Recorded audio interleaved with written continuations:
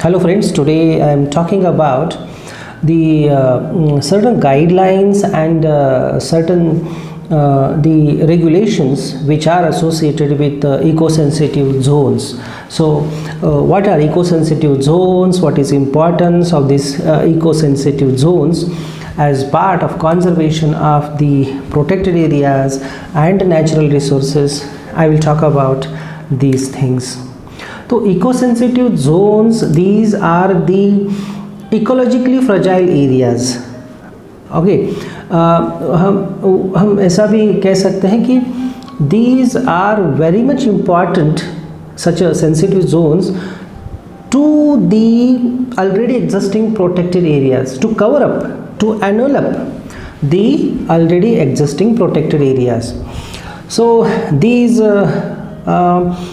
ESZs, eco-sensitive zones, so these are the list, or they are notified by the Ministry of Environment, Forest and Climate Change. It is the nodal agency to check, to keep watch on the environmental matters of our country.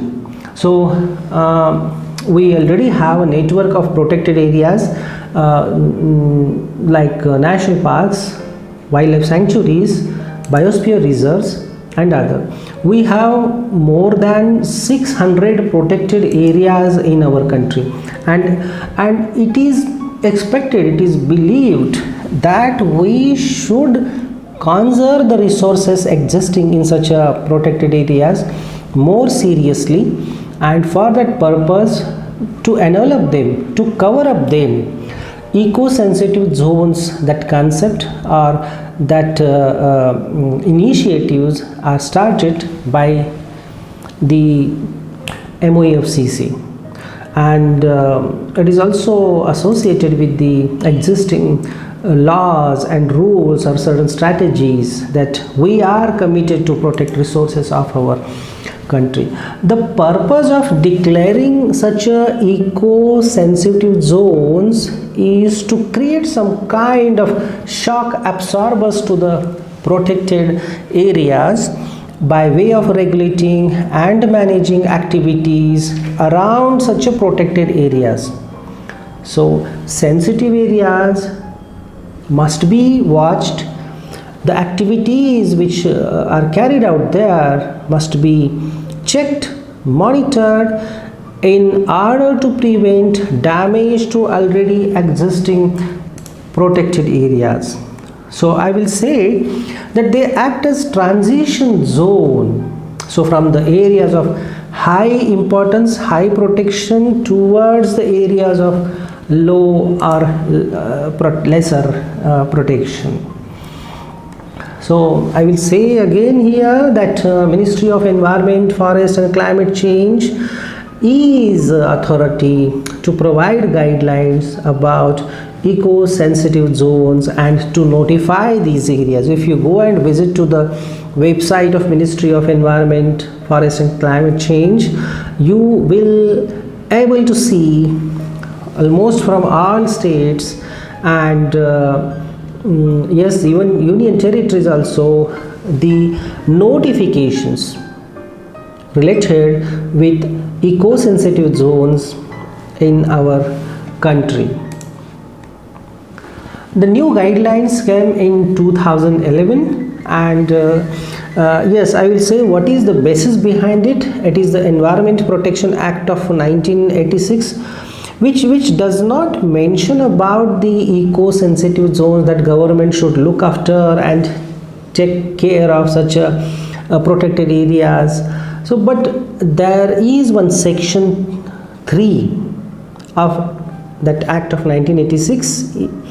It says that central government can restrict such areas, okay, where or in such areas where are the industries, their operations, processes, or certain class of industries which can cause more damage, which can cause further degradation of environment.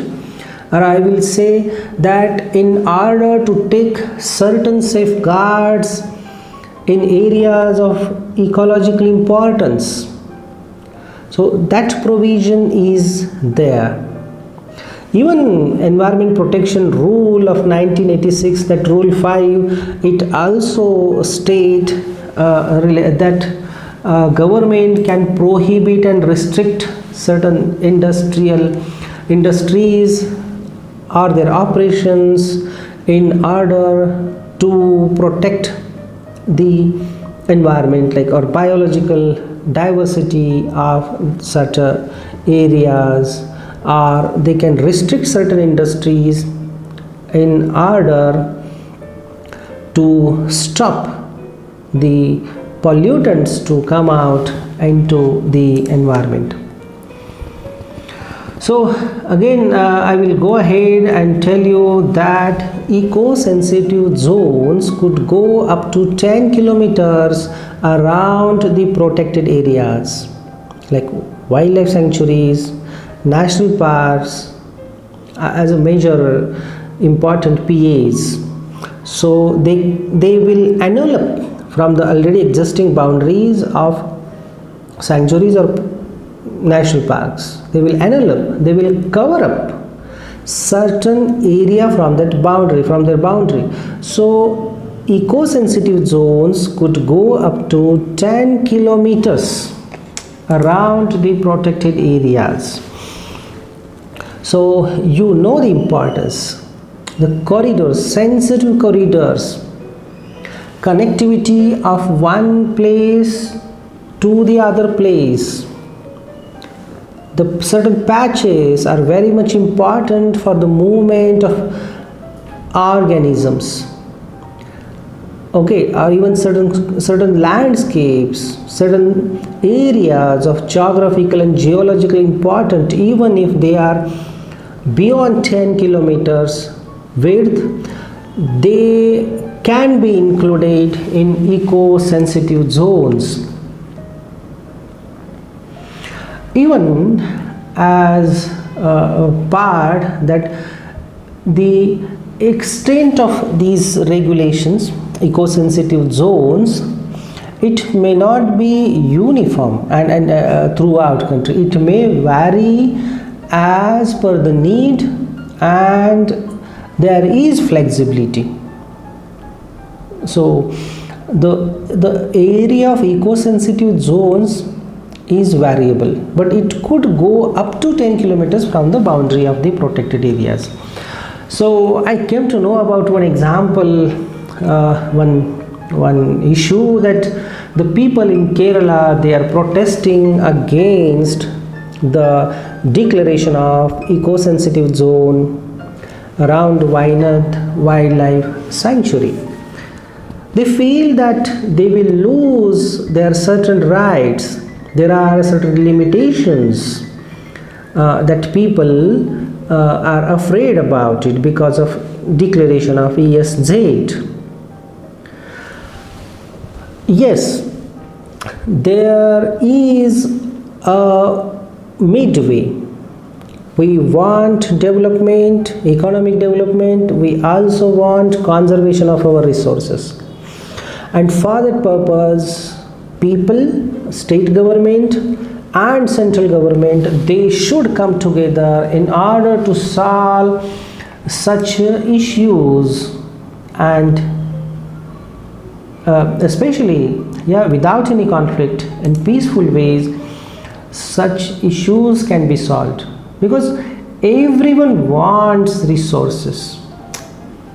Government's intention is to protect both state or central government, and people should not be affected, and certain subsidies are definitely, there are certain ways which have been used in past can be used wherever such issues occur. So as I know, there are more than 100 eco-sensitive zones draft notifications. Check the website of Ministry of Environment, Forests and Climate Change. and most of the draft notifications have also been converted. The status is given as eco-sensitive zones around the protected areas in many states and even union territories of our country. So most important word I will again tell you here, that these zones will act as shock absorbers, and non-forestry activities should not cause further damage to the already existing protected areas, to the already well protected zones inside the protected areas. Even I will say why government is going ahead. 2011 new guidelines MUFCC released, and even later on these are implemented step by step, are implemented in number of states. We have wildlife conservation strategy which is adopted in 2002, and as part of that, government is taking steps, has to take steps around the protected areas to minimize the negative impacts of developmental activities or other developmental projects, and to protect the fragile ecosystems, the sensitive ecosystems which are in and around the protected areas.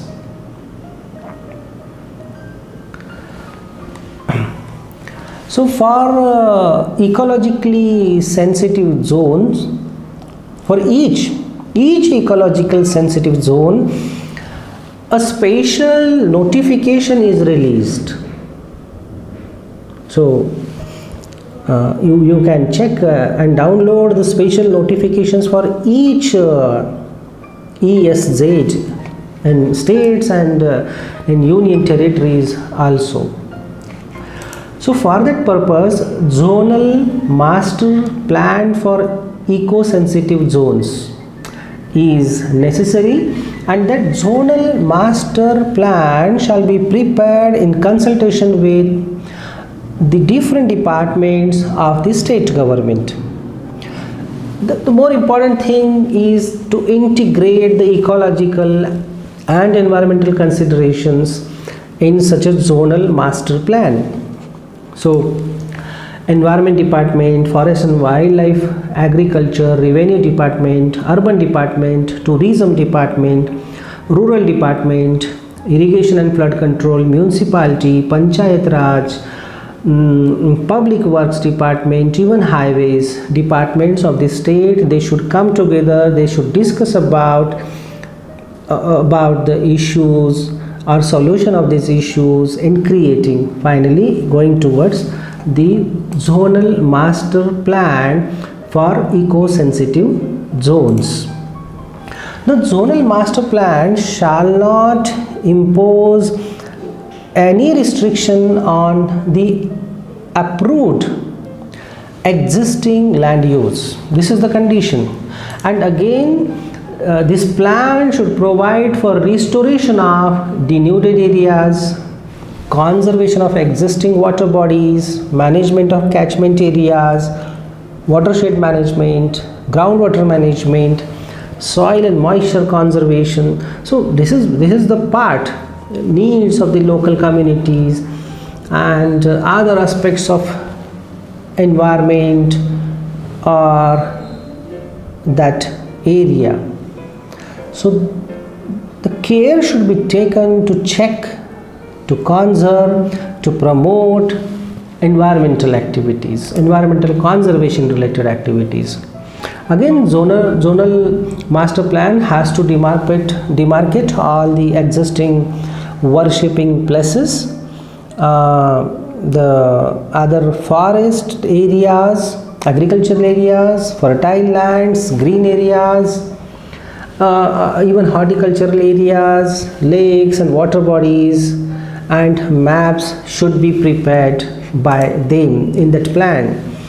That zonal master plan shall regulate development in eco-sensitive zones.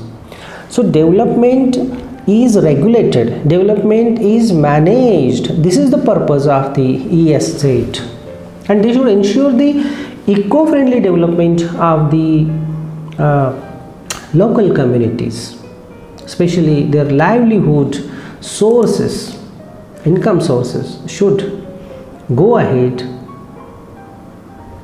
in proper manner. So zonal master plan, again, it should be in line along with the regional development plan for that state. So even it is also mentioned that there should be a monitoring committee to check how that plan is implemented. According, is everything well implemented or not as per the guidelines of eco-sensitive zones. So as part of land use, no use of tribal land shall be permitted for commercial and industrial developmental activities, and see, without parallel approval from the competent authority, as per rules, as per laws, regulations which exist there. So you cannot touch the lands of the tribals. The effort shall be made to reforest the unused and unproductive agricultural areas. Again, conservation of natural water bodies, tourism, I will say here eco-tourism with certain regulations should be carried out in such areas. Promotion of conservation of natural heritage like gene pool reserve areas, rock formations, waterfalls, springs, sacred groves, certain areas or points of geographical importance, reeds, cliffs, all should be, as part of natural heritage, should be well preserved, or more wider term is a conservation, and that should be included in zonal master plan, how they are going to do it. Even man-made heritage sites in eco-sensitive zones or that master plan, like buildings, structures, certain historical structures, the areas of architectural, aesthetic and cultural significance, they shall be identified in the eco-sensitive zones, and they should be conserved, that they should be included in zonal master plan. Again, noise pollution in eco-sensitive zones shall be complied in accordance with the already existing rules of 2000, regulation and control of noise. Even air pollution, see how much care we are taking. More strict conditions, something which is well monitored by monitoring committee, what happens in eco-sensitive zones which are enveloping, which are covering the already existing protected areas. So prevention and control of air pollution shall be as per or in accordance with the provisions of Air Prevention and Control Act of 1981. Again, more important point comes here about discharge of effluents. The discharge of treated effluents in eco-sensitive zones again shall be in accordance with the provisions of the Act, especially Water Prevention and Control Act. The discharge of treated effluents in eco-sensitive zones shall be in accordance with the provisions of general standards that are released by Bureau of Indian Standards or Central Pollution Control Board, which release this regularly guidelines, standards about release of effluents. Environment Act and rules created under these, they also keep watch or on what is happening, how much concentration is there into the environment. So whichever is more stringent, whichever is more applicable should be checked, especially to conserve overall the diversity, the sensitivity of the protected areas. Even solid wastes, biomedical wastes, plastic waste management, construction and demolition waste management, e-wastes should be managed as per the existing rules, which are very recently renewed in 2016, and some of them are also amended in last 2 years. Vehicular traffic movement in eco-sensitive zones should also be well checked, regulated, habitat friendly manner. They should not cause any damage issue to the existing wildlife. Even flora also. Wildlife includes flora and fauna. Vehicular pollution should also be controlled, and it shall be in compliance with the applicable laws. So yes, eco-sensitive zones,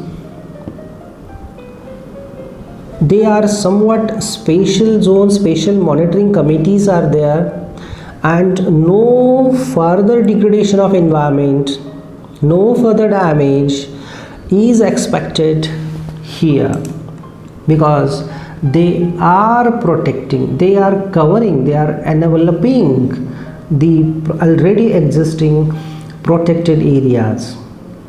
So only non-polluting industries shall be allowed. Polluting industries are not allowed, non-polluting industries, and these are already categorized by Central Pollution Control Board few years back. Even protection of hill slopes should also be carried out. So in one sense, I will show which activities are prohibited around the protected areas or in the eco-sensitive zones. Commercial mining, generally the quarrying activities and crushing. So industries which cause pollution, I already mentioned about it.